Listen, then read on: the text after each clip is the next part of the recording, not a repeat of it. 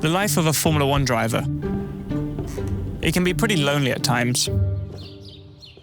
When I'm not racing, that can be especially tough. Winding down can be difficult. It's really quiet without the team around. Hi, this is Toto. Please leave a message after the beep. But I do my best to keep busy. It's the little things. Stepping out onto the track, the crowds lining the circuit, and hearing the engine fire up for the first time.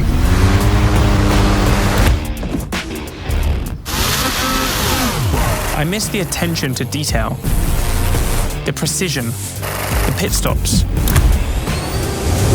the pressure. Really, I just miss racing. Being behind the wheel of the fastest machines on the planet. It's just a shame not to have anyone to share it with.